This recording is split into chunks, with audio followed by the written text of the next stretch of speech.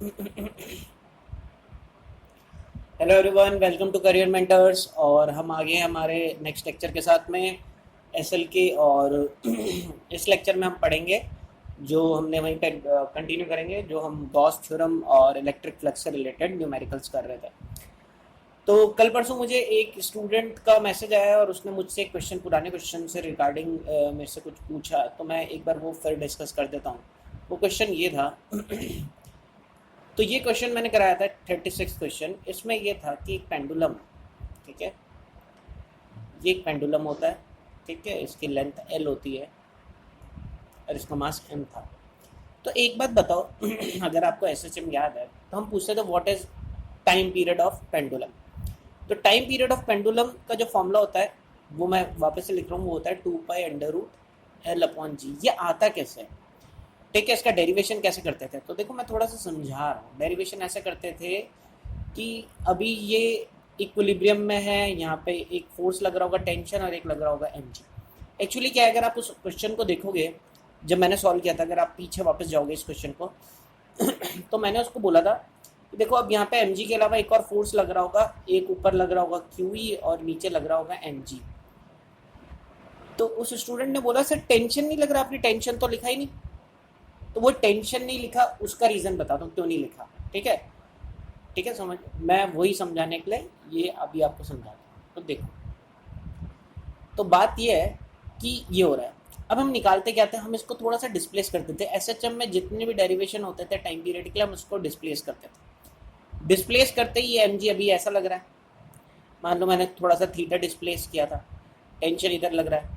अब M G के दो कंपोनेंट तोड़ते थे, हम यहाँ पे एक एम जी कॉस थीटा आता था, ये थीटा आ जाएगा, और ये एम जी साइन थीटा इधर आ जाएगा। अब एम जी कॉस थीटा जो है टेंशन को बैलेंस कर देता था। एम जी कॉस थीटा, ऊपर की तरफ तो टेंशन लग रही है टी, और दिख नहीं रहा होगा, हाँ, ये ऊपर की तरफ टेंशन लग रही है टी, और नीचे की तरफ लग रहा है एम जी कॉस थीटा इधर की तरफ। तो टी तो बराबर होता था एम जी कॉस थीटा, और ये एम जी साइन थीटा जो इधर लग रहा है, इसकी वजह से इसका मोशन होता था। तो हम बोलते थे नेट फोर्स क्या हो गया, डिस्प्लेस तो मैंने इस डायरेक्शन में किया था। तो फाइनली हम इसको एफ इक्वल्स टू माइनस के एक्स की फॉर्म में लाते थे। अब इस के में सिर्फ और सिर्फ किसका रोल आ गया, एम जी साइन थीटा का। कोई टेंशन का तो रोल ही नहीं है। जो एम जी जो नीचे लग रहा था उसका साइन थीटा वाला कंपोनेंट, ठीक है। और बाद में हम ये भी कंडीशन लगाते थे for small angle sine theta equals to theta, ठीक है, और एफ इक्वल्स टू, और ये के जो निकल जाता था, जो भी एक्स्ट्रा होता था, उससे हम टाइम पीरियड निकाल देते थे टी इक्वल्स टू, ठीक है, टाइम पीरियड निकाल देते हैं। और फिर हम लगा देते 2 pi under root M by K, और जो भी के आता था के की वैल्यू पुट कर देते थे। उसी से हमारा फॉर्मूला ये निकला था T equals to 2 pi L by G. तो यहाँ कोई टेंशन का तो काम आ ही नहीं रहा, क्योंकि टेंशन को तो बैलेंस किसने कर दिया, इसने। तो जो फाइनली जो फोर्स आएगा, जो माइनस के एक्स वाली फॉर्म में, उसमें एम जी आई कंपोनेंट आएगा। ठीक है, ये समझ में आया। अब इस वाले क्वेश्चन में क्या हो गया, मैं इतना डीप में नहीं जाना चाह रहा था, ठीक है, तो मैंने शॉर्टकट में बताया था। इस वाले क्वेश्चन में क्या होता, इस वाले क्वेश्चन में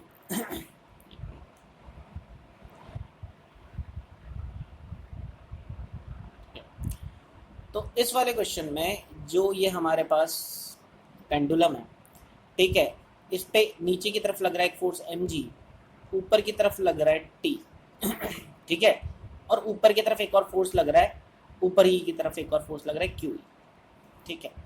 यहाँ पे भी हम इसको डिस्प्लेस करेंगे। डिस्प्लेस करेंगे तो इधर की तरफ तो टी लग रहा है, ऊपर की तरफ क्या लग रहा है, यहाँ पे ऊपर की तरफ यहाँ पे लग रहा है क्यू ई, और इधर लग रहा है एम जी। अब नेट अगर मैं मान लो क्यू ई और एम जी का नेट निकाल दूँ, तो मैं एक ही कर देता हूँ दोनों का मिला के, ठीक है, कि नीचे की तरफ लग रहा है, अगर मान लो ये एम जी बड़ा है तो नीचे की तरफ लग रहा है एम जी माइनस क्यू। तो अब जो मैं कंपोनेंट बनाऊंगा, एक तो हो जाएगा M G minus Q E का कॉस थीटा, और एक बनाऊंगा M G minus Q E का साइन थीटा, ठीक है। मैं लिखनी इधर पूरा नहीं लिख पा रहा। तो फाइनली जो फोर्स होगा वो माइनस के एक्स की फॉर्म में जाएगा। अब इधर के में कौन आ रहा है, टी तो इस बार भी कैंसिल हो जाएगा, टी तो इस बार M G minus Q cos theta, तो टेंशन का तो कोई रोल ही नहीं होगा। फाइनली जो रोल हो जाएगा वो एम जी माइनस क्यू का रोल होगा।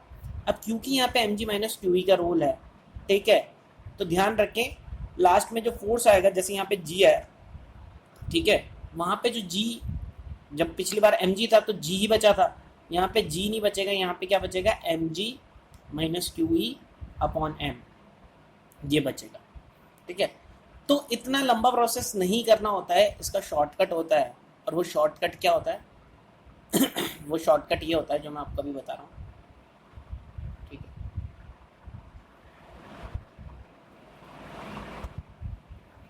वो शॉर्टकट क्या होता है, शॉर्टकट ये होता है कि जो भी आपका नेट एक्सेलरेशन हो ना नीचे की तरफ, उसको लिखो, यहाँ पे जी इफेक्टिव लिखो, उसको बोलते हैं इसलिए जी इफेक्टिव। तो पिछली बार जी इफेक्टिव कितना था, सिर्फ जी था जब कोई नहीं था। ठीक है, सिर्फ नीचे की तरफ जी था। बट अब कितना जी इफेक्टिव है, क्योंकि अब नीचे एक फोर्स लग रहा है एम जी, टेंशन को भूल जाओ और एक फोर्स लग रहा है ऊपर कितना, क्यू ई। तो जी इफेक्टिव, पहले तो फोर्स इफेक्टिव फोर्स कितना हो जाएगा, इफेक्टिव फोर्स हो जाएगा M G minus Q E. और अगर मैं पूछूँ जी इफेक्टिव, तो जी इफेक्टिव हो जाएगा M G minus Q E upon M.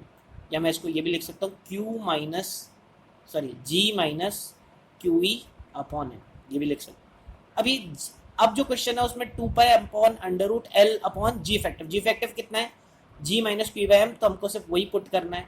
तो टाइम पीरियड कितना हो जाएगा, 2 pi under root L upon G effective. G effective कितना है, G minus Q E by M.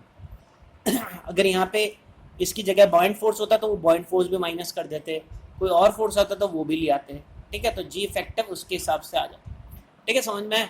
तो अगर नहीं आया तो फिर ऑब्वियसली आपके थोड़ा सा बेस स्ट्रॉन्ग नहीं है, आपने एस एच एम नहीं पढ़ा है, इस वजह से आपको ये क्लियर नहीं हो पा रहा है।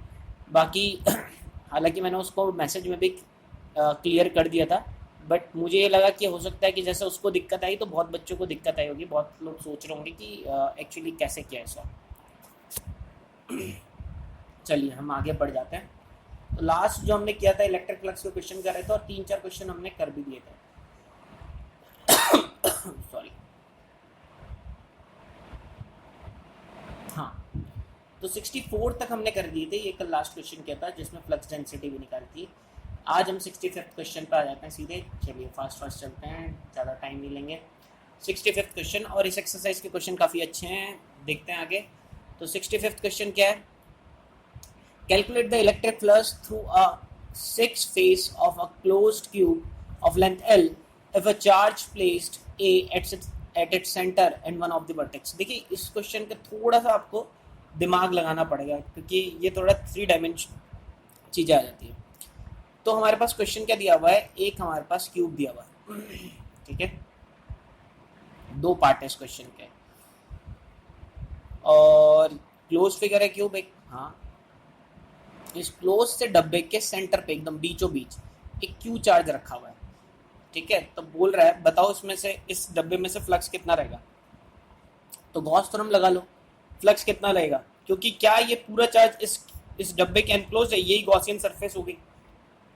हाँ, इनक्लोज्ड है, तो उसके हिसाब से हमको क्या बताया था कि फ्लक्स इक्वल टू क्या होता है, Q enclosed upon epsilon not. वैसे भी जितनी भी इसमें से इलेक्ट्रिक फील्ड लाइंस निकलेंगी, वो जितनी भी निकलेंगी इसमें से बाहर जो निकलेंगी, रेडियली आउटवर्ड निकलेंगी ना, मैंने बताया था वो सारी डब्बे में से ही निकल रही है। ऐसा थोड़ी हो रहा है कि इसके अलावा कोई इस डब्बे में से नहीं निकल रही हो, सब डब्बे में से निकले। तो क्यू इनक्लोज कितना है, क्यू और एप्सिलॉन नॉट, तो Q upon epsilon not first part हो। अब ये तो इजी पार्ट था, नेक्स्ट पार्ट में आते हैं, चलिए समझते हैं। तो वही स्फीयर दिया हुआ है, मैं थोड़ा उसको नीचे बना,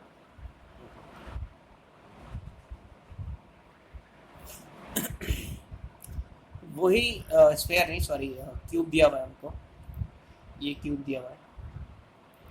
और अब क्यूब के सेंटर पे नहीं रखा हुआ है चार्ज, ठीक है, चार्ज रखा हुआ है इसके वर्टेक्स पे। मान लो कहाँ पे रखा हुआ है, ये क्यूब चार्ज रखा हुआ है यहाँ पे, इस वर्टेक्स पे रखा हुआ है। अब पहली चीज तो सोचने वाली बात है कि इससे जो इलेक्ट्रिक फील्ड लाइंस निकलेगी, क्या सारी की सारी इसका भी Q upon epsilon not answer होगा क्या? तो आंसर होगा नहीं। क्यों? क्योंकि देखो ये लाइंस जो निकल रही हैं, ये तो डब्बे में से निकली नहीं, कितनी सारी लाइंस जो निकल रही हैं। हाँ, ये कुछ लाइंस जो है ये तो डब्बे में से निकली, ठीक है, बट बहुत सारी लाइंस निकली। और देखो आप कुछ अंदर की तरफ भी जा रही होगी, इधर की तरफ, समझ में, कुछ बाहर की तरफ भी आ रही होगी इधर की तरफ, ठीक है तो वो भी नहीं निकल रही होगी, 3 डायमेंशनल बात कर रहे हैं, ठीक है।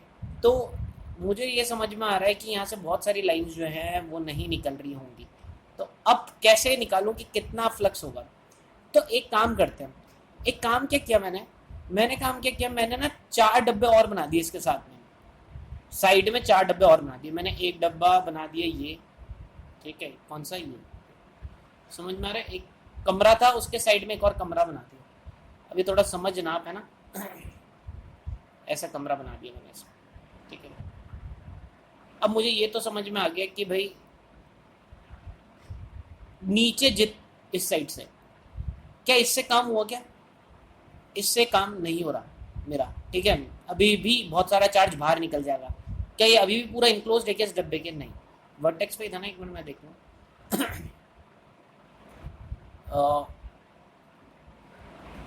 At it centre. अच्छा, एक चीज़ और मैं आपको बताना भूल गया। Find calculate the electric flux through out the 6 faces of close length the charge. अच्छा, आपको फेस से निकालना था। एक मिनट, लास्ट क्वेश्चन में, लास्ट पार्ट में आपको पूरे डब्बे में का फ्लक्स नहीं निकालना था, आपको एक फेस का फ्लक्स निकालना था, जैसे ये वाली फेस। अब सिंपल सी चीज़ है, टोटल इस क्यूब में कितने फेस है? 6 फेस हैं, ठीक है, टोटल 6 फेस है। और क्या सब फेसेस में से इक्वल इक्वल फ्लक्स ही निकलेगा क्या? हाँ, सब में, क्योंकि एकदम सेंटर पर बैठा हुआ इक्वली निकलेगा। तो ये तो फ्लक्स किस में से निकला? Q upon F sine not. ये तो निकला पूरे पूरे क्यूब में से। बट एक फेस में से कितना निकलेगा? जो आपका Q upon F sine not आया उसका 1/6, क्योंकि 6 फेसेस है ना, सब में 1/6 of Q epsilon not, 1/6 of, इसमें से भी 1/6 ऑफ क्यू एप्सिलॉन नॉट, 1 इसमें से भी, ये सामने वाले से में भी, और ये पीछे भी, ठीक है। तो इन 6 फेसेस में से कितना कितना निकलेगा? 1/6 ऑफ क्यू एप्सिलॉन। तो पहले का आंसर ये था, समझ में? अच्छा, अब नेक्स्ट क्वेश्चन भी ऐसे ही करेंगे, नेक्स्ट पार्ट भी जो है। तो पहले मैं क्या कर रहा हूँ, पहले मैं डब्बे बना रहा हूँ। अब मेरे को बताओ, इसको पूरा ढकने के लिए कितने डब्बे बनाने पड़ेंगे? अगर मान लो एक कमरे के सबसे ऊपर टॉप में ये कमरा है, आपके कमरा, आप अपने कमरे को सोचो कि आपने ये आपके घर में ये कमरा है, और कमरे के टॉप में यहाँ पे एक चार्ज रखा हुआ है। तो क्या सारा का सारा उस चार्ज में से जितनी भी लाइंस निकलेंगी वो सारा आपके कमरे में से ही निकलेंगी क्या? नहीं, अभी भी कमरा पूरा चार्ज ढका नहीं है। एक साइड में कमरा बना दिया है नीचे की तरफ। एक मैंने और क्या कमरा बनाया, इस साइड देखो, इधर इधर की तरफ, एक इधर की तरफ भी एक कमरा बना दिया, ठीक है। ये क्वेश्चन थोड़ा एक बार समझ में आ जाएगा ना, तो आपको कभी दिक्कत नहीं होगी समझ में। क्या अभी भी सारी की सारी लाइंस निकल रही हैं क्या? नहीं। एक कमरा मैंने इस साइड भी बना दिया, तो इस साइड भी एक कमरा बना दिया, इस साइड एक कमरा बना दिया, ये तो ग्रीन ही ले लिया बना दिया। नीचे ही है सारे कमरे भी, है ना, आपके साथ में ही है, ग्राउंड फ्लोर में ही है चारों कमरे। अब देखो, ग्राउंड फ्लोर में आपने 4 कमरे बना दिए, ये सब जो है, बट अभी भी चार्ज जो हो रहा है, जो इसमें से इलेक्ट्रिक फील्ड लाइंस निकल रही हैं वो, ये पूरा का पूरा चार्ज बंद नहीं हुआ है। नीचे जितनी भी लाइंस निकलेंगी वो तो बंद हो गई, बट अभी भी ऊपर से खुला हुआ है। तो सेम 4 कमरे इसके ऊपर भी आ जाएंगे क्या? ऐसे ही सेकेंड फ्लोर भी अगर हम खड़ा कर देंगे, ठीक है, तो फिर समझ में आ रहा है क्या? तब ये बंद हो जाएगा। जैसे मैंने एक सेकंड फ्लोर भी बना दिया, सेकंड फ्लोर में भी कितने कमरे होंगे? अब मैं डायग्राम पूरा ढंग से बना नहीं रहा, 4 कमरे सेकंड फ्लोर पे भी आ जाएंगे। यानी जब ये 8 डब्बे बनाऊंगा तब जाके ये पूरा उसके अंदर आ जाएगा, इनक्लोज हो जाएगा। अब 8 डब्बे जैसे बनाए, 4 नीचे, 4 कमरे ग्राउंड फ्लोर में और 4 कमरे फर्स्ट फ्लोर में। अब इस चार्ज में से जो भी लाइंस निकलेगी वो इन 8 कमरों में से ही जाएगी। अब ये इनक्लोज हो गया। अब ये जो पूरा 8 डब्बा मिला के जो एक नया बड़ा डब्बा बना, उसमें जो फ्लक्स होगा वो मैं बता सकता हूँ क्यों। वो एकदम क्लोज फिगर है और चार्ज उसके अंदर ही है। पहले चार्ज पूरा का पूरा उसके अंदर नहीं आ रहा था। देखो, मैंने क्या बताया था, गॉस थ्योरम क्या बोलता है, कि जो फ्लक्स होता है वो क्यू इनक्लोज्ड होता है अपॉन एप्सिलॉन नॉट। अभी क्यू पूरा का पूरा इनक्लोज नहीं आ रहा था, कुछ पोर्शन उसका बाहर जा ही रहा था। जब मैंने पहला कमरा बनाया था तो सिर्फ इतना सा पार्ट आ रहा था, फिर दूसरा कमरा तो इतना सा पार्ट, फिर तीसरा कमरा तो पीछे से इतना सा पार्ट, फिर चौथा कमरा तो अभी तो आधा ही, 4 कमरे बना के सिर्फ आधा ही भरा है नीचे का पोर्शन।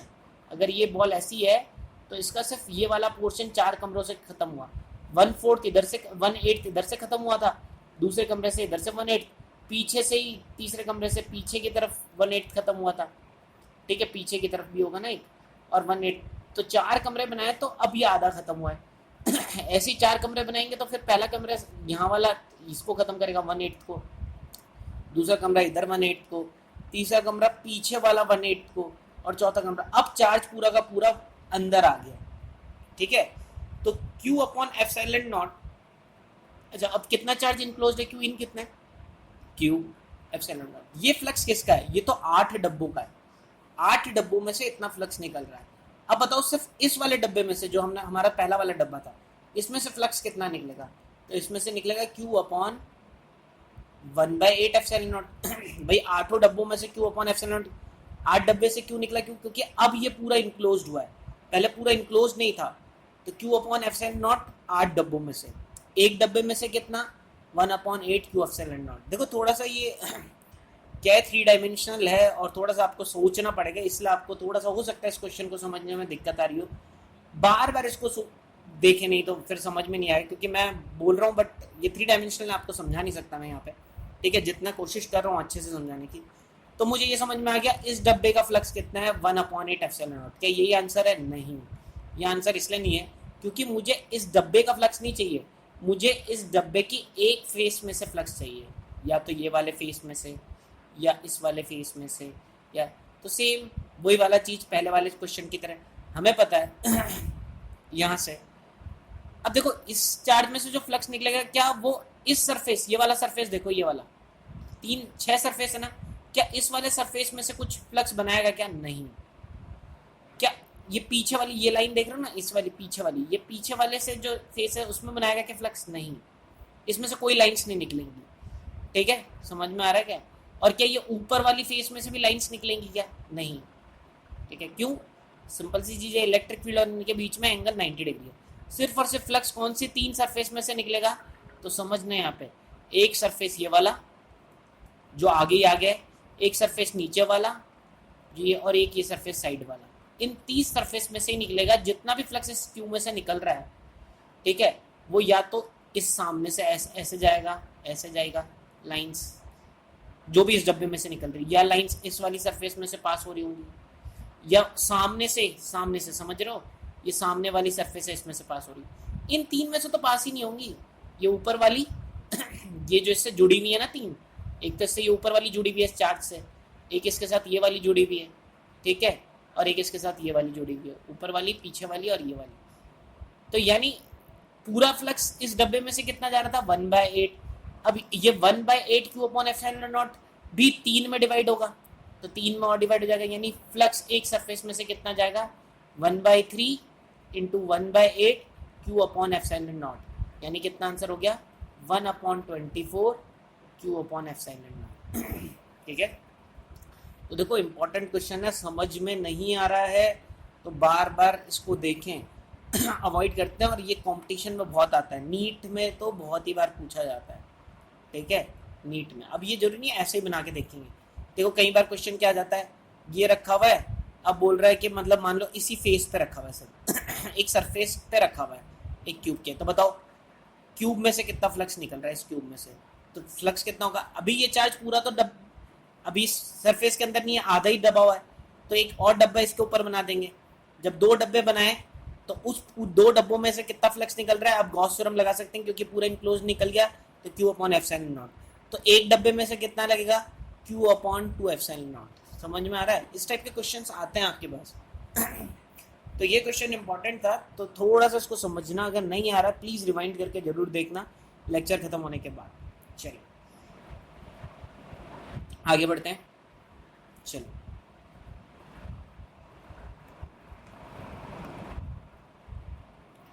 तो पहले का answer 1/6 Q upon epsilon naught और दूसरे का आंसर 1/24 Q एप्सिलॉन नॉट, ठीक है। चलो नेक्स्ट क्वेश्चन, अच्छा क्वेश्चन है ये वाला, एनसीईआरटी का क्वेश्चन, और इस टाइप के क्वेश्चन बोर्ड में आते हैं, ठीक है। अब देखो यहाँ पे क्या दे रखा है कि द इलेक्ट्रिक फील्ड कंपोनेंट्स, एक इलेक्ट्रिक फील्ड दे रखा है आपको, और क्या दे रखा है, अल्फा x की पावर हाफ, और अल्फा की वैल्यू भी दे रखी है आपको कितनी, 800, अल्फा भी दे रखा है आपको 800 तो एक फ्लक्स दे रखा है आपको, ठीक है, सॉरी इलेक्ट्रिक फील्ड दे रखी है। तो आपको पता है इलेक्ट्रिक फील्ड एक वेक्टर क्वांटिटी होती है, तो कितना दे रखा है, अल्फा यानी 800 रूट एक्स आई कैप, ये तो है एक्स डायरेक्शन में, वाई डायरेक्शन में 0 जे कैप, यानी लिखने की जरूरत ही नहीं है, 0 के कैप। वाई और जेड डायरेक्शन में कोई इलेक्ट्रिक फील्ड है ही नहीं, यानी इलेक्ट्रिक फील्ड सिर्फ और सिर्फ किस डायरेक्शन में, इस डायरेक्शन। क्या ये यूनिफॉर्म इलेक्ट्रिक फील्ड है क्या? आंसर है नहीं, ये यूनिफॉर्म इलेक्ट्रिक फील्ड नहीं है। ये एक्स के साथ चेंज हो रही है, जैसे जैसे एक्स बढ़ रहा है इलेक्ट्रिक फील्ड बढ़ती जा रही है, एक्स के पावर 1/2 है। यानी अगर मैं पूछूं ए पॉइंट लेता हूँ, बी पॉइंट लेता हूँ, सी पॉइंट लेता हूँ, डी पॉइंट लेता हूँ, तो इलेक्ट्रिक फील्ड की वैल्यू सबसे ज़्यादा कहाँ होगी? ई डी में सबसे ज़्यादा होगी। जितना आप दूर जाओगे तो आपका एक्स उतना ही ज़्यादा बढ़ता जाएगा, और जितना ज़्यादा एक्स उतना ज़्यादा इलेक्ट्रिक फील्ड। ठीक है, सी पे और कम, बी पे और कम, ए पे और कम। ठीक है, समझ में आ रहा है? यानी एक्स एक्सिस में आप जितना जितना दूर जाते रहोगे इलेक्ट्रिक फ्लक्स क्या होगा आपका? इलेक्ट्रिक फ्लक्स बढ़ता रहेगा, जितना दूर जाओगे इलेक्ट्रिक फ्लक्स बढ़ता जाएगा। ठीक है, समझ में आया? अच्छा, अब आपको क्या निकालना है? आपको निकालना है फ्लक्स इस क्यूब में से। अब सिंपल सी चीज है, एक्स डायरेक्शन में इलेक्ट्रिक फ्लक्स है जब, तो क्या इस सरफेस में, देखो इस क्यूब में 6 सरफेसेस हैं, क्या इस फेस में से कोई इलेक्ट्रिक फ्लक्स जाएगा? नहीं। ऊपर वाले से। क्या नीचे वाले में से भी कोई इलेक्ट्रिक फ्लक्स जाएगा? नहीं। ठीक है, समझ में आ रहा है ना? देखो अगर वैसे भी दिमाग लगाओ तो एरिया की डायरेक्शन ये डी की डायरेक्शन और इलेक्ट्रिक फील्ड इस डायरेक्शन में, दोनों के बीच 90 डिग्री नहीं जाएगा। इधर नीचे भी देखें तो वही डी की डायरेक्शन ये, इलेक्ट्रिक फील्ड इस डायरेक्शन में, दोनों के बीच 90 डिग्री तो नहीं जाएगा। ठीक है, सेम ये सामने वाला फेस दिख रहा है, सामने वाला ये, इसमें से भी नहीं जाएगा। डी की डायरेक्शन इधर की तरफ, इलेक्ट्रिक फील्ड इधर की तरफ, दोनों के बीच में फिर 90 डिग्री नहीं जाएगा। समझ में आ रहा है ना? और एक पीछे वाला फेस है, उसमें से भी नहीं जाएगा। डी की डायरेक्शन ये, उसके परपेंडिकुलर ले रहा हूँ मैं, ठीक है थोड़ा, और ये 90 डिग्री, ये भी नहीं जाएगा। ठीक है, समझ में आ गया? तो सिर्फ 2 फेसेस में से जाएगा। तो अगर मैं फाई पूछूं कितना होगा, तो नेट फाई जो होगा, फाई नेट वो होगा phi 1 plus phi 2 plus phi 3 plus phi 4 plus phi 5 plus phi 6। ठीक है, जिनमें से इसको मैं फर्स्ट सरफेस मान लेता हूँ और इसको मैं सेकंड सरफेस मान लेता हूँ। बाकी 3, 4, 5, 6 है, और ये चारों की वजह से जो फ्लक्स है ये कितना है? 0। चारों की वजह से इंडिविजुअली 0, 0, 0 और 0। ठीक है, तो 0, 0, 0 चारों की वजह से आगे 0, 0, 0 और 0 ये आता है।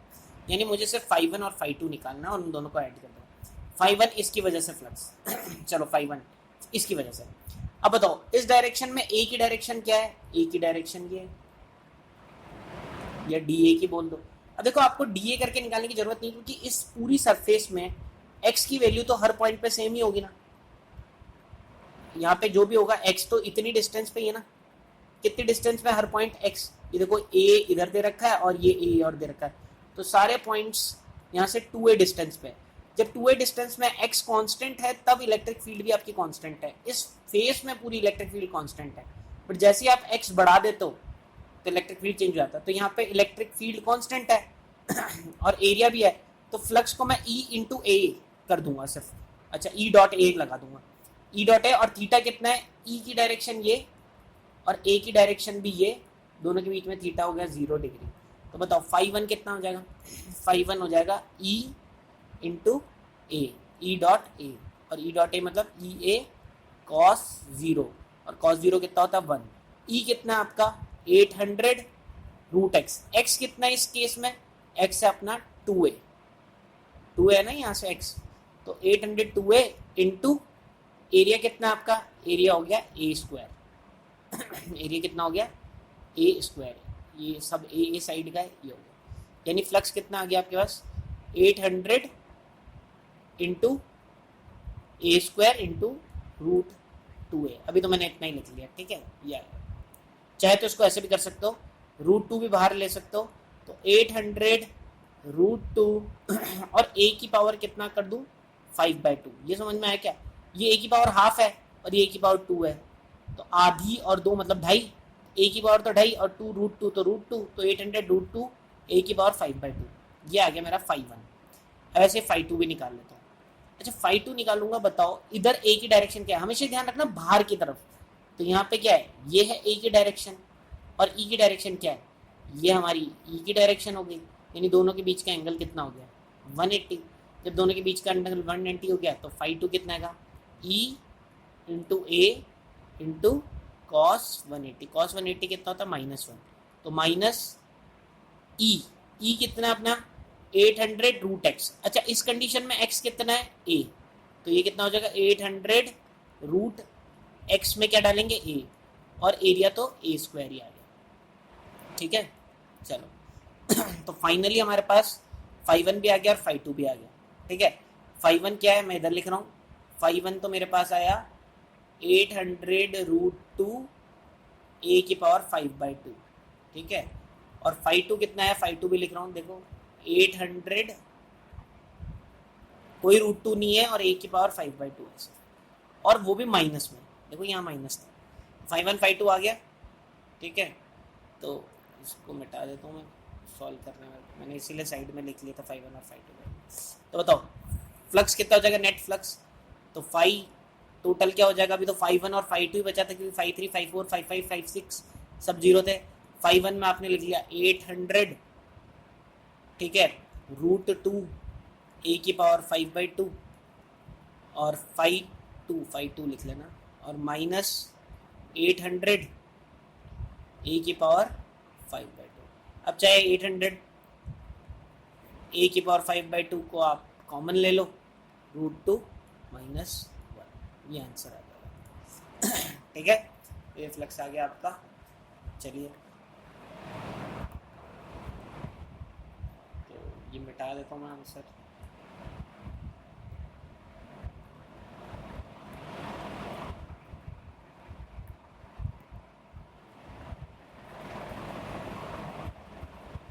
तो मैंने बताया था ये अल्फा की वैल्यू 800 थी, a की पावर 5/2, ये तो कॉमन ले लेता, √2 माइनस 1 वैल्यूज पुट करोगे तो आंसर ये आ जाएगा। ठीक है अच्छा इसमें एक और पार्ट था क्वेश्चन में, क्या सॉल्व करना है, अब आपको बताना है द चार्ज, अच्छा a की वैल्यू भी दे रखी है 0.1, वो भी पुट कर देना। ठीक है a जो है ना उसकी वैल्यू भी दे रखी है, जो रूट के अंदर आ रहा था 0.1 पुट कर देना। अच्छा नेक्स्ट है the charge with in the cube, बताओ कितना चार्ज होगा क्यूब के अंदर। देखो क्या है, जो इलेक्ट्रिक फील्ड बन रही है ना, जो आ रही है वो सिर्फ और सिर्फ किसकी वजह से आ रही है, इस क्यूब के अंदर कुछ चार्ज है उसी की वजह से, कोई एक्सटर्नल इलेक्ट्रिक फील्ड नहीं है। जो इलेक्ट्रिक फील्ड ये जो बन रही है ना इधर की तरफ जो निकल रही है, जो वो यहाँ पे कोई चार्ज होगा, मेरे ख्याल से इसी सरफेस पे होगा इसी। ठीक है उस चार्ज की वजह से हो रहा है, क्यों, क्योंकि इधर की तरफ सारी की सारी इधर की तरफ जो भी है। तो आपसे पूछ रहे बताओ इस the charge with in the cube कितना चार्ज होगा, क्योंकि अब क्यूब में से कुछ इलेक्ट्रिक फ्लक्स आ रहा है। ठीक है तो वो तो इसके जो भी इलेक्ट्रिक फ्लक्स होगा वो इनसाइड, जो भी चार्ज होता है इनसाइड उसी की वजह से आता है। तो बहुत ही सिंपल सा है, क्योंकि आपके पास इलेक्ट्रिक फील्ड है। देखिए आपने फ्लक्स निकाल दिया, गॉस थ्योरम लगा के आप क्यों निकाल दोगे। ठीक तो आपने लगाया आपको पता है क्यू इनक्लोज निकालना है, आपको पता है flux equals to Q enclosed upon epsilon naught. ठीक है फ्लक्स कितना है आपका, ये आ गया 9, सॉरी कितना आया था, फ्लक्स आया था आपका 1.05 ये आया था, और Q enclosed upon epsilon not यानी 8.85 इंटू 10 की पावर -12। तो क्यू इनक्लोज्ड कितना आ जाएगा, 1.05 से मल्टीप्लाई कर दोगे 8.85 इंटू 10 की पावर -12 और ये सॉल्व किया और ये आंसर। ठीक है इतना कूलम आंसर आ जाएगा। ठीक है तो मल्टीप्लाई कर देना, ये आंसर भी आ गया 9.27 इंटू 10 की पावर -12। ठीक है चलिए तो आते हैं नेक्स्ट क्वेश्चन पे।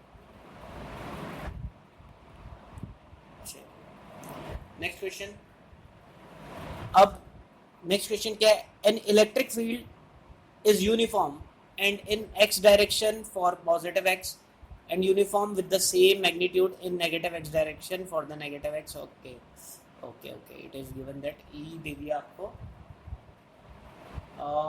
a right circular cylinder of length 20 cm and radius 5 cm has its center at the origin, the axis of the x axis so that सब दे रखा है, what is the net outward flux through each flat faces. चलो बहुत ही अच्छा question है easy question है काफ़ी। ठीक है एक बार क्वेश्चन आप खुद भी पढ़ लेना। देखो क्या बोल रहा है मैं थोड़ा समझा देता हूँ आपको, थोड़ा अच्छे कलर लेते हैं, ब्राइट कलर लेते हैं, ब्लैक से थोड़ा बच्चों को भी थोड़ा अजीब से लगता है। ठीक है तो क्वेश्चन क्या है कि बोल रहा है कि देखो यहाँ पे इलेक्ट्रिक फील्ड एक्स डायरेक्शन में आई कैप दे रखा है, एक्स डायरेक्शन में इधर की तरफ है, फॉर एक्स ग्रेटर देन 0 यानी ये जितने भी पॉइंट x की वैल्यू ग्रेटर देन 0 ना, यानी पॉजिटिव x एक्सिस में इलेक्ट्रिक फील्ड किस डायरेक्शन में है, इस डायरेक्शन, और यूनिफॉर्म है। यूनिफॉर्म क्यों, x पे है ही नहीं, कांस्टेंट है, यूनिफॉर्म 200 कांस्टेंट, यानी a पॉइंट पे भी वही होगा, b पॉइंट पे भी वही होगा, c पॉइंट पे भी वही होगा, हर जगह वही होगा, ठीक है। और कितना 200। और इस डायरेक्शन में भी क्या है, जैसे आप x की वैल्यू नेगेटिव, यानी आप नेगेटिव x एक्सिस पे चलते हो तो इलेक्ट्रिक फील्ड की डायरेक्शन भी इधर की तरफ हो जाती है, उल्टी हो जाती है। और यहाँ पे किस डायरेक्ट कितना है, 200 माइनस, मतलब इस डायरेक्शन में यहाँ पे भी 200 है। इधर भी देखो, बस डायरेक्शन लेफ्ट साइड में हो गई, यहाँ राइट डायरेक्शन में, यहाँ पे लो। अब यहाँ पे दो फ्लैट सरफेस है, आपको एक फ्लैट सरफेस तो ये वाली है, एक फ्लैट सरफेस तो ये वाली है, ठीक है, और दूसरी फ्लैट सरफेस कौन सी, ये वाली, ठीक है। तो इन दोनों फ्लैट सरफेस में से आपको क्या निकालना है, फ्लक्स निकालना है, ठीक है। तो निकाल लो, बहुत ही सिंपल। इसका एरिया, अच्छा कुछ दे रखा है आपको, इसका एरिया दे रखा है आपको, क्या दे रखा है, सिलेंडर का रेडियस दे रखा है 5 सेंटीमीटर, रेडियस दे रखा है 5 सेंटीमीटर, यानी 0.05 मीटर। तो एरिया निकाल लोगे, एरिया कितना होगा, पाई आर स्क्वायर, यानी पाई इंटू 0.05 का स्क्वायर, ये एरिया आ गया। अच्छा उसका एरिया भी यही होगा। इलेक्ट्रिक फील्ड 200 है, और थीटा, थीटा 0 डिग्री है, देखो इलेक्ट्रिक फील्ड की डायरेक्शन भी ये, एरिया की डायरेक्शन भी है, थीटा कितना हो गया 0, तो यानी E इंटू ए इंटू 1, कॉस 0 कितना होता है 1, ये आ जाएगा फ्लक्स। तो फ्लक्स निकल गया, E की वैल्यू पुट कर दो 200, और इधर पाई इंटू 0.5 का स्क्वायर, सॉल्व कर देना आप, ठीक है, आंसर आ जाएगा, ठीक है। अच्छा सेकेंड फेज का भी आंसर यही होगा, क्यों, क्योंकि इधर भी जो आपका एरिया है वो तो यही है। इलेक्ट्रिक फील्ड की डायरेक्शन, इलेक्ट्रिक फील्ड भी 200 ही है, सेम। अच्छा थीटा भी सेम है क्या, देखो इलेक्ट्रिक फील्ड की डायरेक्शन ये, और एरिया की डायरेक्शन भी ये, यानी यहाँ पे भी थीटा 0 ही है। तो सॉल्व करोगे तो सेकंड फेज का भी सेम ही आंसर आएगा, ठीक है, समझ में। तो दोनों फ्लैट सरफेसेस का आंसर क्या आएगा, सेम। चलिए नेक्स्ट पार्ट, नेक्स्ट है what is the flux through the side of the cylinder, side मतलब ये कर्व्ड पार्ट। तो कर्व्ड पार्ट में जब हमने डेरिवेशन भी किया था आपका जब शीट वाला, तो कर्व्ड पार्ट में वैसे ही फ्लक्स नहीं आएगा। क्यों नहीं आएगा, क्योंकि इसमें से हम छोटा सा कुछ भी ds लेते हैं या dA लेते हैं, उसकी डायरेक्शन ये, या तो E की, जब मैं इधर लेता हूँ तो इधर E की डायरेक्शन तो ये राइट साइड में, और ds ऊपर की तरफ, दोनों के बीच में एंगल 90 डिग्री। इवन इस साइड भी लेता हूँ तो हमेशा 90 डिग्री बनेगा। अच्छा यहाँ लेते हैं तो E की डायरेक्शन ये और ds की डायरेक्शन ये, तो 90 डिग्री, यानी हमेशा एंगल 90 डिग्री रहेगा।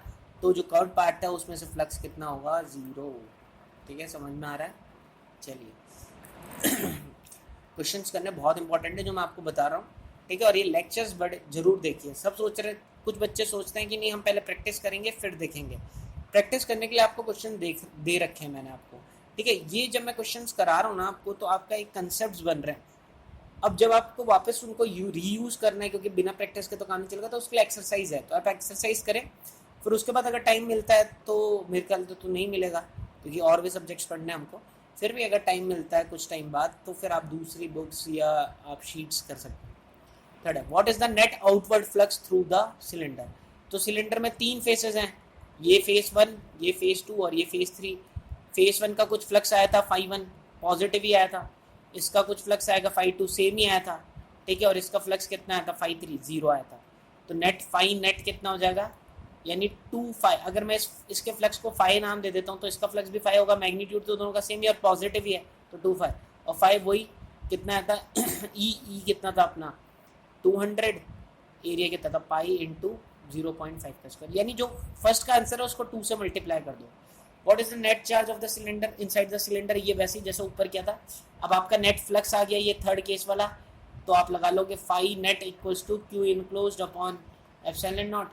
तो क्यू इनक्लोज कितना हो जाएगा, फाई इंटू एप्सिलॉन नॉट, और फाई कितना दे रखा है आपको, फाई जो भी अपना भी आया होगा आंसर थर्ड वाले पार्ट का, इंटू एप्सिलॉन नॉट, ठीक है, कर देना, आपके पास क्यू इनक्लोज रहेगा। इजी क्वेश्चन था, और इस टाइप के क्वेश्चन ही बोर्ड में आते हैं आपके, ठीक है। बट प्रैक्टिस नहीं की भी होती है, और लगता है ओवर कॉन्फिडेंस में बच्चा बिना प्रैक्टिस के चल जाता है, मैं तो कर लूँगा, तो या तो एंगल्स लेने में मिस्टेक करता है, या कुछ ना कुछ कहीं ना कहीं मिस्टेक कर ही देता है, ठीक है। देख लेते हैं आंसर। तो ये फर्स्ट वाले का ही आंसर हो गया, ठीक है, फ्लैट सरफेस का, और दूसरे फ्लैट सरफेस का भी सेम, देखो दोनों में पॉजिटिव है, ठीक है, थीटा दोनों में। सेकंड सरफेस का 0 होगा कर्व्ड पार्ट में से, ठीक है। थर्ड पूछा था टोटल, टोटल में यही दोनों को ऐड कर दिया, वापस से ये आ गया। और फोर्थ अपन ने गॉस थ्योरम लगा, क्यू क्या हो जाएगा, epsilon into 5, epsilon not 8.85 into 10⁻⁻12, और 5 कितना आया था मेरे पास, ये टोटल तो मल्टीप्लाई कर दिया। चलिए नेक्स्ट क्वेश्चन, अच्छा क्वेश्चन है ये वाला भी। चलिए तो you are given a charge plus Q at the origin O, तो आपको यहाँ पे मेरे ख्याल से डायग्राम भी दिया होगा इस क्वेश्चन में। हाँ तो बोल रहा है कि एक प्लस क्यू चार्ज दिया है जो कि कहाँ रखा हुआ, ओरिजिन पे, यहाँ पे एक प्लस क्यू चार्ज रखा हुआ है, ठीक है, ये रखा हुआ सेंटर। चलिए फिर consider the sphere with centre, एक स्फीयर आपने बनाया है यहाँ पे, इसका सेंटर कितना है 2,0,0, यानी ओरिजिन से 2 डिस्टेंस दूर, ठीक है, 2 डिस्टेंसेस ओरिजिन से, ठीक है। और रेडियस कितना है √2, ठीक है, इसका रेडियस कितना है, ये कितना है √2, ठीक है। और यहाँ से डिस्टेंस कितनी है 2 मीटर दूर, ठीक है।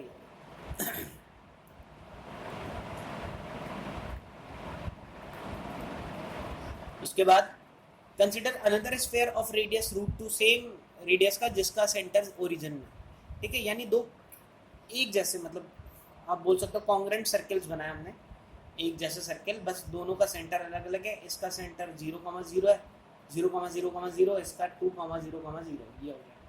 दोनों एक दूसरे को इंटरसेक्ट कर रहे होंगे, इस पॉइंट पे कर रहे होंगे दोनों एक दूसरे को कहीं ना कहीं, ठीक है। अच्छा मेरे को ये बता सकते हो ये डिस्टेंस यहाँ से यहाँ तक कितनी है, अगर मैं पूछूँ आपसे, तो ये डिस्टेंस यहाँ से यहाँ तक की डिस्टेंस तो √2 ही होगी, और यहाँ से यहाँ तक की डिस्टेंस भी √2 ही होगी, यहाँ से यहाँ तक की डिस्टेंस भी √2 ही होगी, और यहाँ से यहाँ तक की डिस्टेंस भी √2। क्या ये वाला मिड पॉइंट पे आएगा क्या दोनों पे? ये लाइन मिड पॉइंट पे आएगी क्या? क्योंकि ये दोनों ट्राइंगल क्या हो गए, कॉन्ग्रेंट हो गए ना भाई, देखने से पता चल रहा है √2 ये हो गया, ये 90 डिग्री भी हो गया, और ये कॉमन भी हो गया, तो ये ट्राइंगल कॉन्ग्रेंट हो गया, तो यानी ये वाली साइड कॉन्ग्रेंट हो गए, तो मैं बोल सकता हूँ यहाँ से यहाँ तक की साइड और यहाँ से यहाँ तक की साइड दोनों बराबर होंगे। और यहाँ से यहाँ तक की डिस्टेंस गिवन कितनी थी, यहाँ से यहाँ तक की डिस्टेंस गिवन थी 2, ठीक है, 2 गिवन थी, तो आधी डिस्टेंस कितनी होगी 1, ये समझ में आ रहा है, यहाँ से यहाँ डिस्टेंस कितनी होगी 1, तो मैं मिटा देता हूँ। तो हमको ये समझ में आया भी कि ये जो पॉइंट है ना, ये डिस्टेंस यहाँ से यहाँ तक की कितनी है 1, ठीक है।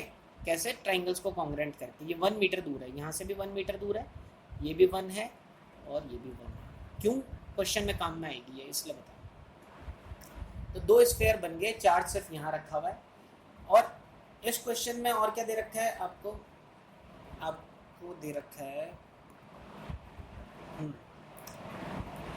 Consider the spherical caps PSQ, PRQ, PWQ and flat circle PTQ, 4 दे रखे हैं। बोले 4 सरफेसेस बनेंगे, कौन कौन सी सरफेस बनेगी, ध्यान से देखना आप, ठीक है, ध्यान से देखना इसको। पहली है PSQ, ये वाली सरफेस। अब ये कटोरी टाइप की सरफेस है, समझ में आ रहा है ना आपको, 3 डायमेंशन, मतलब इधर भी एरिया आएगा, ये मतलब एक सिर्फ 1 डायमेंशनल नहीं है, 2 डायमेंशनल सरफेस मिलेगी ये, ठीक है। यहाँ पे एक घूमती हुई कटोरी, कॉन्वेक्स कटोरी, ठीक है, कॉन्वेक्स कटोरी। दूसरा PRQ, ये कॉनकेव कटोरी, ये वाली कटोरी कॉनकेव कटोरी PRQ, ठीक है।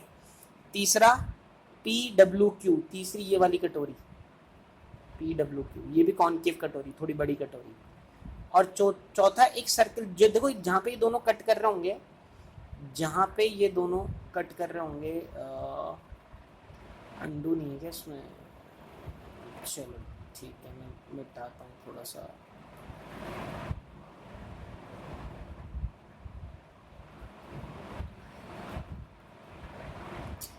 तो ये जो बीच वाला पोर्शन है ना, यहाँ पे एक सर्कल बन रहा होगा, यहाँ पे दोनों कट कर रहे होंगे, ये फ्लैट पोर्शन होगा। 3 कर्व पोर्शन है, PSQ ये फर्स्ट वाला नाम दिया इसको, PRQ इसको सेकंड नाम दिया है, PWQ को थर्ड नाम दिया है, और ये फ्लैट सरफेस को फोर्थ नाम दिया है। तो 4 सरफेसेस आपको दे रखी है, ठीक है। तो आपको 4 सरफेसेस दे रखी है, आपको फर्स्ट क्या निकालना है, ये निकालना है, what is the sign of electric flux through each of the surface. चारों सरफेस में से इलेक्ट्रिक फ्लक्स का साइन बताना है, सॉल्व नहीं करना है, साइन बताना है। अब मेरे को बताओ इस सरफेस, पहला मैं ये वाला सरफेस लेता हूँ, फर्स्ट सरफेस में एरिया की डायरेक्शन कहाँ होगी, क्या एरिया की डायरेक्शन इस डायरेक्शन में होगी क्या,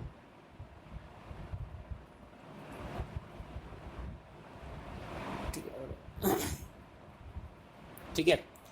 ओहो मिट गया क्या ये, चलो कोई नहीं। ये वाला सरफेस था, तो एरिया की डायरेक्शन किस डायरेक्शन होगी, इस डायरेक्शन में, इस डायरेक्शन में, इस डायरेक्शन, ये एरिया की डायरेक्शन। और ये जो प्लस क्यू यहाँ रखा हुआ था, इसकी वजह से जो इलेक्ट्रिक फील्ड बन रही थी उसकी डायरेक्शन क्या है, इलेक्ट्रिक फील्ड तो इस डायरेक्शन में जा रही है। तो दोनों के बीच में एंगल्स क्या एक 90 से ग्रेटर देन बन रहा है ना, ऑब्ट्यूज बन रहा है और फॉर्मूला क्या होता है फ्लक्स का, ई ए कॉस थीटा। अब थीटा अगर 0 से 90 के बीच में होता है तब तो आंसर आता है कॉस थीटा की वैल्यू क्या होती है, पॉजिटिव। कॉस थीटा कैसा होता है, पॉजिटिव। बट अगर थीटा 90 से 180 के बीच में होता है तो थीटा क्या हो जाता है हमारा, नेगेटिव। और इस केस में theta negative, cos theta negative हो जाएगा। तो कॉस थीटा नेगेटिव हो जाएगा तो बताओ क्या इसका फ्लक्स नेगेटिव नहीं होगा, तो इसका फ्लक्स क्या होगा, फर्स्ट वाले का क्या होगा, नेगेटिव। फर्स्ट वाले का फ्लक्स क्या आएगा, फर्स्ट वाले का फाई आएगा नेगेटिव। ठीक है, समझ में आ गया चलो बात करते हैं सेकंड वाले की। अब सेकंड वाला सरफेस कौन सा है, ये वाला। अब इस सरफेस में एरिया की डायरेक्शन इस डायरेक्शन में आएंगे, एरिया जितने भी आएंगे, और इलेक्ट्रिक फील्ड की डायरेक्शन भी इधर ही। मतलब इस बार इनके बीच में जो एंगल्स बनेंगे वो एक्यूट सी बनेंगे, ठीक है। तो क्यू क्या बनेगा यहाँ पे मतलब सॉरी क्यू नहीं, जो फ्लक्स बनेगा वो क्या होगा, ई ए कॉस थीटा। और क्योंकि थीटा यहाँ पे जितने भी केसेस में 0 से 90 के बीच में आ रहा है तो फ्लक्स कैसा आ जाएगा, पॉजिटिव। तो सेकंड में अगर बात करूँ, फर्स्ट का फ्लक्स क्या आया था, फर्स्ट का फाई आया था नेगेटिव, तो सेकंड का फाई क्या होगा, ये तो फर्स्ट फाई, सेकंड का फाई कितना आएगा, पॉजिटिव, सेकंड सरफेस का। ठीक है, तो अब बात करते हैं थर्ड सरफेस की। अब थर्ड सरफेस कौन सी है, थर्ड सरफेस ये वाली है, ठीक है। इसमें भी ये डायरेक्शंस ये ऐसे बनेंगे, ठीक है। और इलेक्ट्रिक फील्ड भी इसी डायरेक्शंस में, आपको समझ में आ रहा है। इस बार भी थीटा क्या होगा, 0 से 90 के बीच में होगा 0 से 90 के बीच में है तो फाई 3 भी कैसा आएगा हमारा, पॉजिटिव। तो अब ये समझना पड़ेगा इसको, ठीक है। चलो फोर्थ वाला भी कर देते हैं फोर्थ वाली सरफेस कौन सी, ये बीच में फोर्थ वाली सरफेस, ये देखो जहाँ पे दोनों कट कर रही है, एक सर्किल बनेगा यहाँ पे, ठीक है, एक सर्किल बनेगा, ये एक सरफेस है इसमें। अच्छा, इसका एरिया की डायरेक्शन ये, ठीक है, ये एरिया की डायरेक्शन, और यहाँ पे चार्ज रखा हुआ है उसकी वजह से इलेक्ट्रिक फील्ड भी, तो यहाँ पे भी थीटा क्या होगा, यहाँ पे भी थीटा 0 से 90 के बीच में रहेगा, यानी फाई 4 भी पॉजिटिव। तो सिर्फ और सिर्फ फाई 1 नेगेटिव होगा और बाकी के फाई क्या होंगे, पॉजिटिव होंगे, ठीक है, क्लियर।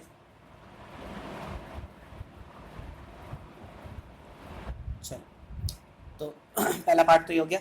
सेकेंड पार्ट क्या, what is the relation between the magnitudes of 1 2 3 4, चारों के जो मैग्नीट्यूड्स के रिलेशनशिप निकालना है आपको।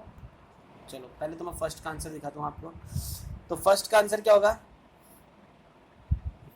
Negative for first and positive for the rest. तो पहले वाले के लिए नेगेटिव और बाकी वालों के लिए पॉजिटिव, ठीक है। अब आपको फ्लक्स के बारे में बताना है। अब देखो फ्लक्स, देखो एक इंपॉर्टेंट चीज़ अगर आप ध्यान दोगे ना, इसलिए बोल रहा हूँ ये क्वेश्चन पहले से किए हुए होने चाहिए, नहीं तो आप लोग इतना दिमाग नहीं लगा पाओगे इसमें। अभी प्लस क्यों रखा है, इससे जो लाइंस निकलेंगी, ये लाइंस निकल रही है, एक ये तो एक तो टेंजेंट मैंने बना दी और एक टेंजेंट मैंने ये बना दिया अब इसके अलावा जितनी भी लाइंस, कुछ लाइंस हैं वो क्या इनमें से पास हो रही है, जो मैं ब्लू कलर से बना रहा हूँ, क्या किसी भी 4 पोर्शन में से किसी में से पास हो रही है क्या, वो नहीं हो रही। और जो मैं अब ऑरेंज कलर से बना रहा हूँ, अगर वो इस वाले सरफेस को पार गई तो इस वाले सरफेस को भी पार गई, इस वाले सरफेस को भी पार गई, और जो ये चौथी वाली सरफेस है इसको भी पार करी। अगर मैं ये बात करता हूँ तो ये भी चारों सरफेस को पार करेगी। जो भी लाइंस एक में एंटर कर रही है वो चारों पे जा रही है, और जो लाइन किसी पे एंटर नहीं कर रही, जैसे ये ब्लू कलर वाली, वो किसी से पार नहीं जा रही। यानी जो भी लाइन अगर इस वाली सरफेस में एंटर करेगी तो वो इस पे भी एंटर करेगी, इस पे भी एंटर करेगी और इस पे भी एंटर करेगी।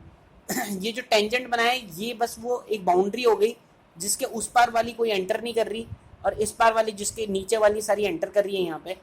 और अगर वो फर्स्ट वाले सरफेस पे एंटर कर रही है तो सेकंड पे भी कर रही है, थर्ड पे भी कर रही है और फोर्थ पे भी कर रही है। यानी चारों का जो फ्लक्स आएगा वो बराबर आएगा। ठीक है, लॉजिकली देख के दिख रहा है, ये इसको सॉल्व करने की जरूरत नहीं है, डायग्राम को देख के पता चल रहा है कि चारों सरफेस का फ्लक्स क्या आएगा, सेम। तो जो सेकंड का आंसर है वो क्या है, सेम। तो क्या रिलेशनशिप है, ये मैंने रिलेशनशिप लिख दिया, 5(1) = 5(2) = 5(3) = 5(4). ठीक है, चारों का फ्लक्स क्या आएगा, सेम आएगा। चलिए नेक्स्ट पार्ट में चलते हैं। थर्ड क्या है, calculate the flux through the surface second, directly assume the area of the cap second is a. अब देखो ये जो सेकंड वाला जो सरफेस है, ये इसका एरिया दे दिया मुझे, इसका एरिया कितना दे दिया, ए, कुछ एरिया इसका ए दे दिया मेरे को। ठीक है, मैं अलग से उतार लेता हूँ इसको, ये एरिया मुझे दे दिया सरफेस का ए। ठीक है, और मुझे बोल रहा है बताओ इसमें से फ्लक्स कितना होगा। जो इसमें से होगा वही सब में से होगा, बट कितना होगा। तो पहले तो मुझे बताओ इसमें से इलेक्ट्रिक फील्ड लाइंस निकालो, यहाँ जो चार्ज रखा हुआ ना उसकी वजह से, क्या ऐसे बनेंगी,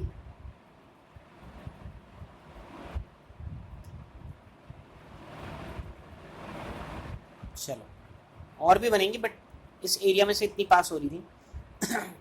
अब डीए की डायरेक्शन बनाओ, जो यहाँ पे छोटा सा एरिया है इसकी डायरेक्शन भी क्या यही होगी क्या, इधर भी डायरेक्शन यही होगी क्या, इधर भी डायरेक्शन यही होगी क्या, इधर भी डायरेक्शन यही होगी क्या, परपेंडिकुलर होता है ना सरफेस से।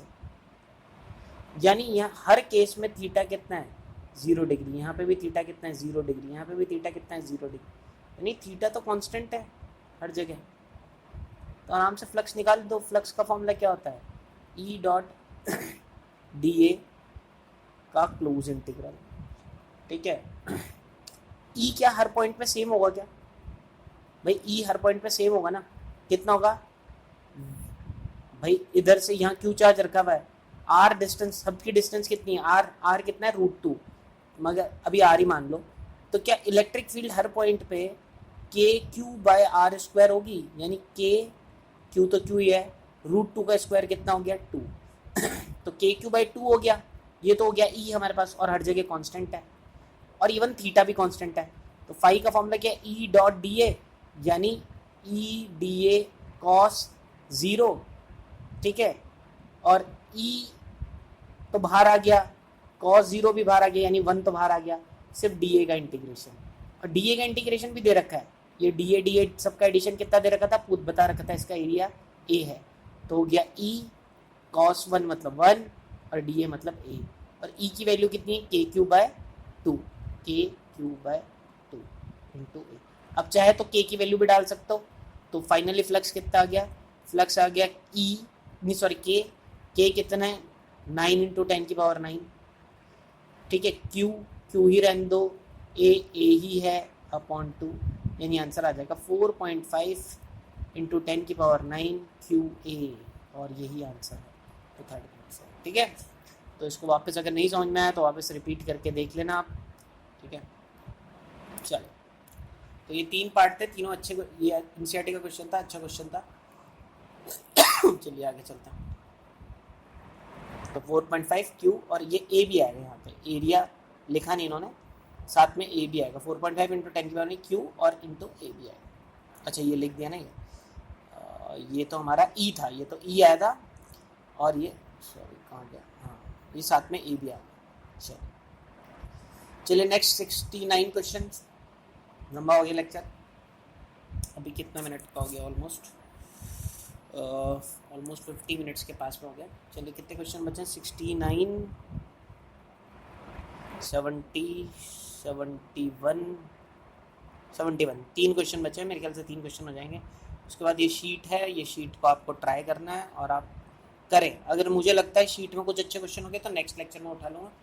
एक एक्सरसाइज और होगी इसके बाद और फिर हमारा ख़त्म हो जाएगा यहाँ पे लेक्चर, ये पहला चैप्टर, और फिर हम स्टार्ट कर देंगे सेकेंड चैप्टर से। ठीक है, तो हो जाएगा ऑलमोस्ट इस मंथ में हम सेकेंड चैप्टर कोशिश करेंगे फर्स्ट वीक तक या तो जून के फर्स्ट वीक तक सेकेंड चैप्टर कंप्लीट कर लेंगे विद एक्सरसाइज, जैसे अभी हमने एसएल किया विद एसएल और साथ में अरिहंत भी।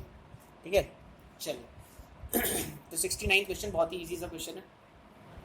क्या बोल रहा है, ये फिगर देख रहे हो आप, और ये आपको कुछ चार्जेस दे रखे हैं, 5 चार्जेस दे रखे हैं यहाँ पे आपको।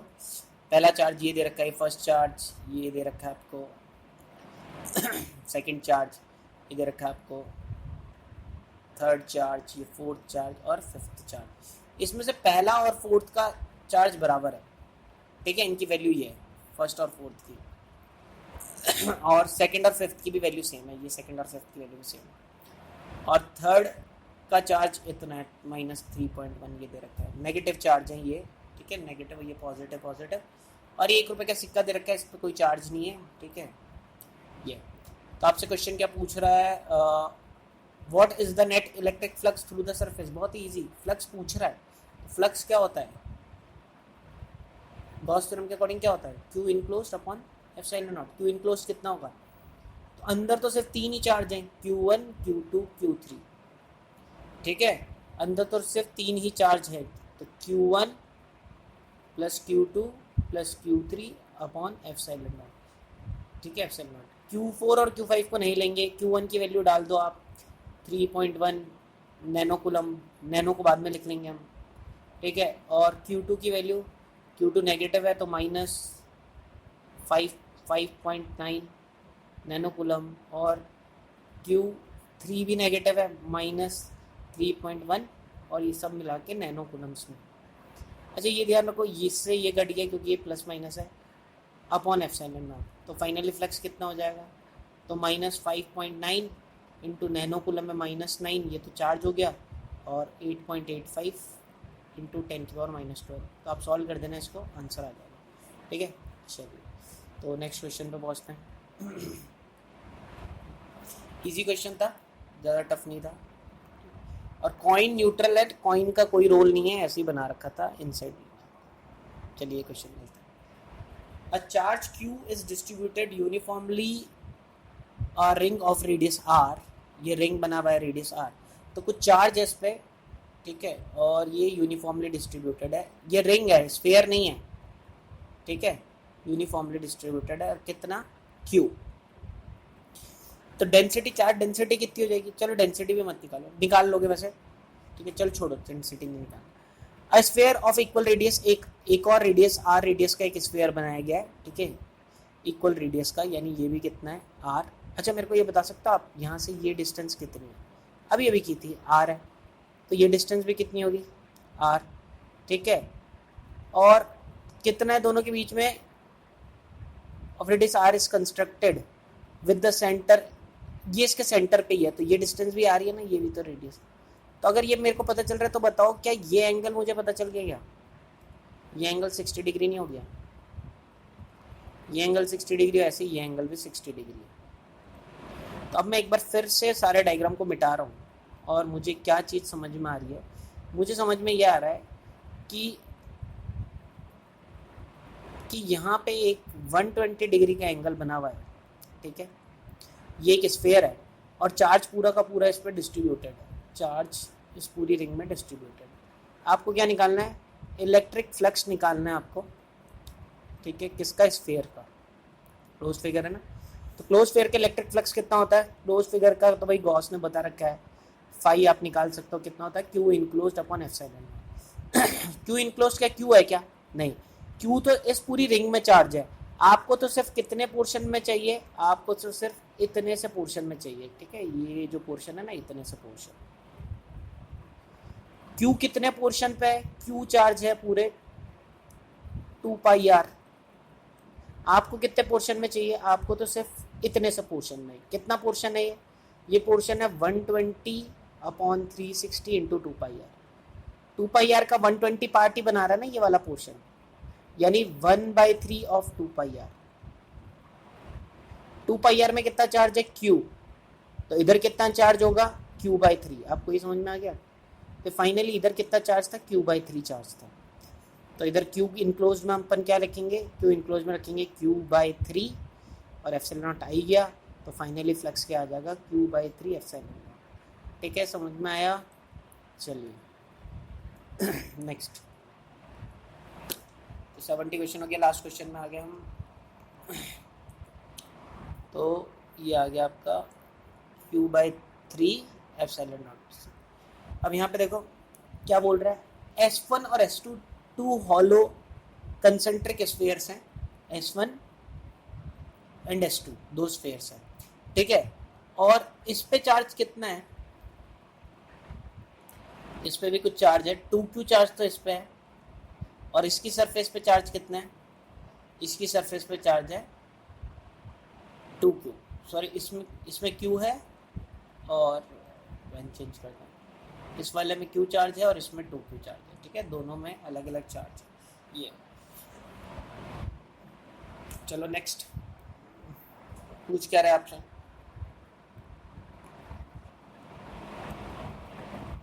अब ये डायग्राम मिटाना पड़ा मेरे को, सारा चार्ज ऊपर नीचे हो गया, ठीक है। इसमें दिया हुआ ही आपको दिख ही रहा है, इस पे Q दिख रहा है और इस पे 2Q दिख रहा है बाहर वाले पे। What is the ratio of electric flux through S1 and S2। तो बहुत ही सिंपल है, S1 के अंदर चार्ज कितना इनक्लोज्ड है, फ्लक्स कितना होगा S1 में से, तो X1 के Q enclosed upon epsilon not. Q enclosed S1 में कितना है, S1 पे Q इनक्लोज्ड Q ही है और एप्सिलॉन नॉट। ये तो हो गया फाई S1 का, और फाई S2 का कितना हो गया भाई, Q इनक्लोज्ड कितना है।